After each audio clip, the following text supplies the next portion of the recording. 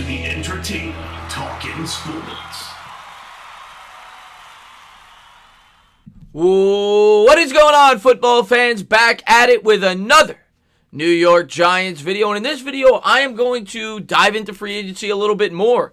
I'm going to talk about guys that could potentially come in here as the backup quarterback for Daniel Jones. And a lot of people may laugh at that and they'll say, what's important about a backup quarterback? Well, in my opinion, it's very important. Obviously, you look at the New Orleans Saints this year. Now, we're not going to get a guy like a Teddy Bridgewater, but Drew Brees goes down. That's a team with high expectations. Teddy Bridgewater kept them afloat and was a big reason why they made the playoffs. In addition to that, when you have a young quarterback like a Daniel Jones, I think it's important to have a guy back there with some experience to mentor him, to show him the ropes, similar to what they did with an Eli Manning this year. Now, I don't expect Eli Manning to be back. By all accounts, he's probably going to retire. And if he does come back, I think he'd want to be able to compete to be a starter. And that's another thing you have to consider when looking at the free agency market for quarterbacks, because I would guess the Giants are going to add the backup quarterback in free agency, not the draft. Like I said, with a guy as inexperienced as Daniel Jones, I think you want to get him as much help as you can get outside of the coaching staff. You also want guys on the roster who have been there, who have played before. And I think there's a number of quarterbacks when you look on the free agency market who won't pose a threat to take Daniel Jones' job, but they've been around the league, they've been starters in the past, or they've been backups to very good starters, and they have experience in this league that the New York Giants could take a good, hard, strong look at.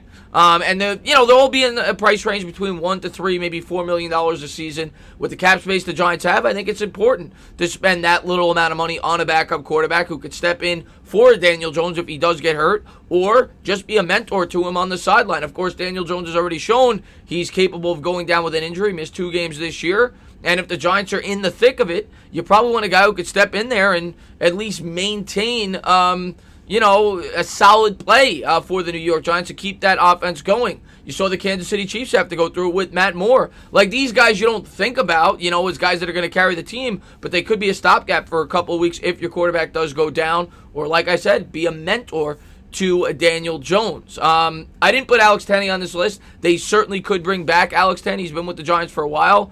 They kept him on the roster. They had 3 quarterbacks, and maybe they will elect to keep Tenney. We're going to have to wait and see how that plays out.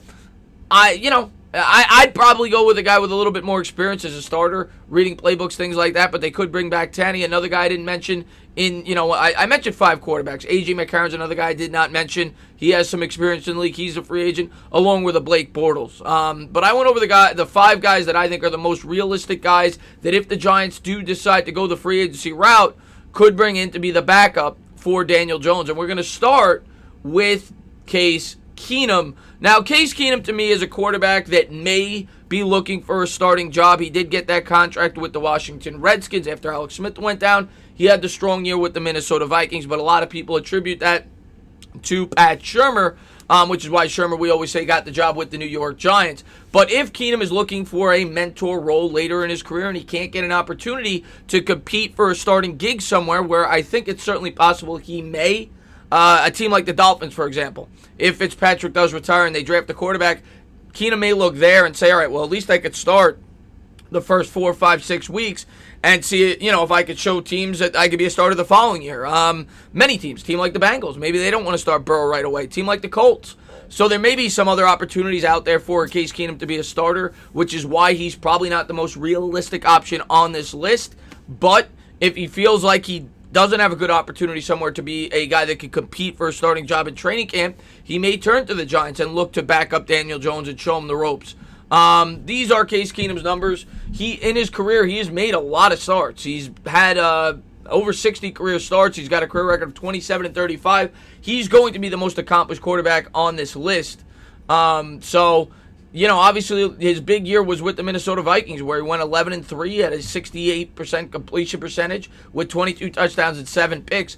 Other than that, he's been a mediocre quarterback. But like I said, I don't really view him as a realistic option. Look at the games he started over the last 4 years. He started 9, 14, 16, and 8. So he started a number of games for Denver, for Washington, for Minnesota. And I think he'll probably get an opportunity still at the age of 32 to at least be a guy that could start the season with a rookie quarterback, something like that. But we'll have to wait and see. But he is an option if that is not the case. I don't want the Giants to bring in somebody that's going to compete for the job. A guy that's going to show Daniel Jones the ropes, which is why I don't really view Keenum as the most logical choice.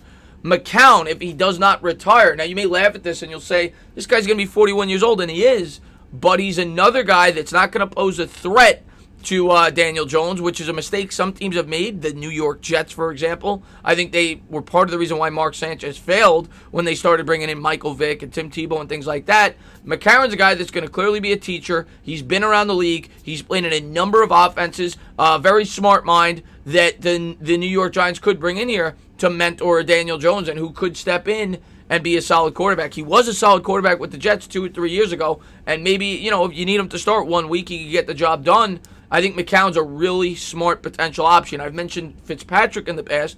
McCown and Fitzpatrick are pretty similar. Fitzpatrick's better, but similar in the sense that they're very old. They've been around the league. They're known as smart guys, team guys, and McCown may be a guy, if the Giants go for a backup quarterback in free agency, that you really look at. And you look at him, this guy has almost 80 career starts. He's 23-53. Not that good of a record, but this guy's going to be more of an extension of the coach than anything else. And like I said, with the Jets in 2017, yeah, it was a bad football team. He was 5-8, but he had 18 touchdowns, only 9 picks. He threw for almost 3,000 yards. So he has shown in the past the ability to be a stopgap quarterback, a guy that can get you through an injury for a week or two. But mainly his role, if the New York Giants did decide to bring him in, would be to be that mentor for Daniel Jones and to kind of be an extension of Jason Garrett. So that's another guy I wanted to bring in. I think he's a very logical option. Mike Glennon, another guy. He's been around the league. I think he's like 31, so he's still relatively young. Glennon had some success early in his career with the Tampa Bay Bucks, which is why he got a contract with the Chicago Bears. I don't remember exactly what it was, but he was expected to come in there and be the starter, or at least compete to be the starter with the Bears. I think his 3rd or 4th year in the league. Things didn't work out, and the last couple of years he's been strictly a backup, jumping around the league. But yeah, here's a guy with some experience. He's had some winning experience in the league. And we'll pull up his record right here. He's 6-16 as a starter, but as a rookie, he played for a very bad Tampa Bay Bucks team. He performed pretty well. 4-9 with 19 touchdowns and 9 interceptions. And he threw, for almost 3,000 yards, 2,608 yards. That was really his most success. His second year, he went 1-4 with 10 touchdowns, 6 picks. Then signed the contract in 2017 with the Bears. He went 1-3 in 4 starts, and really hasn't gotten much of an opportunity since then. He's been a backup for Arizona and the Oakland Raiders. He hasn't started since 2017. But again, this is not a guy you're looking to start. This is a guy you're looking to be a backup. I would rather a guy like a McCown or even a Case Keenum, being that they've had more experience.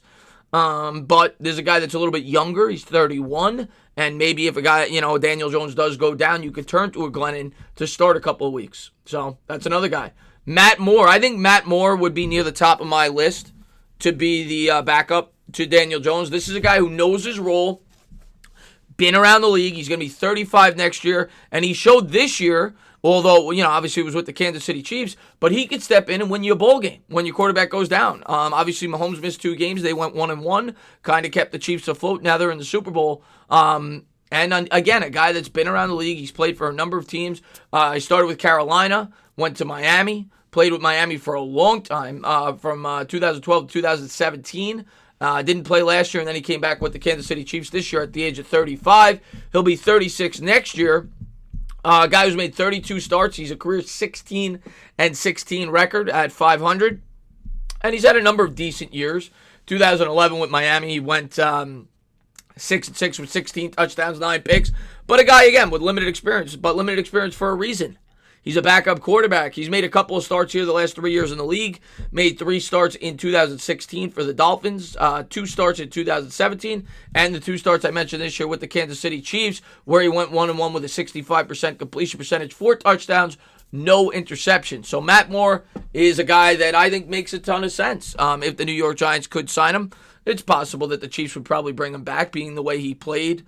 In the absence of Pat Mahomes. But if he does become available, I think that's a guy that the New York Giants could take a good, hard, strong look at. And then finally I brought up Chase Daniels. He's another guy that's been around the league, and is a career backup. And that's what the New York Giants are really looking for with Daniel Jones. He's 34, and he has some experience. And he has some experience in the best offenses. You look at that list, he started with the Saints under Sean Payton. Then he played for the Kansas City Chiefs under Andy Reid. Played for the Eagles. Back to the Saints, and then with the Bears the last 2 years. He's made 3 starts in the last 2 years, And he's a career record of 2-3 as a starter. Like I said, he's a career backup, but a guy that's picked the brains of some of the best coaches in the history of football. You talk about the two best offensive minds. You're talking about Andy Reid and Sean Payton in today's league. He played for both of them. So another guy that maybe could be an extension of the coach that could be a really good fit for Daniel Jones. I think Chase Daniels could make a ton of sense. So those were some of the guys I wanted to go over with you guys that I think the New York Giants could be taking a look at if they look to bring in a quarterback via free agency to back up Daniel Jones. I think the most important thing with a backup is experience. A guy that's not going to threaten Daniel Jones, but a guy that's willing to be a teacher and show him how to be a starting quarterback. And of those guys I mentioned, I think Matt Moore makes a ton of sense. I think McCown makes a ton of sense if he decides not to retire. I think Chase Daniels makes a ton of sense. Case Keenum, I think, might still be looking to compete for a starting job. And we'll have to wait and see. Obviously, the other guys, I didn't even show the stats. Like I said, Tanny could be back. Bortles, McCarron, those are some other names as well. But, yeah, a lot of names on the free agency wire. I didn't mention guys like Dak Prescott and Tom Brady. Obviously, those guys are going to be looking to start. When you're looking for a backup quarterback, that's what you're looking for. A guy that's willing to take that role, be that backup, a guy that's going to be prepared every week to step in if the starter does go down and get Daniel Jones prepared for game day. And I think those are some of the most logical choices if the Giants decide to go the free agency route. I personally would go the free agency route. I don't see the sense in bringing in another rookie to be a backup, especially when you have a second-year quarterback. I think it's smart to have a guy back there that's backing him up that's been around the league. So those are some of the names that I hope the New York Giants take a look at this offseason. As always, if you liked what you watched, please subscribe, drop a comment, maybe give me a little thumbs up. Cheers.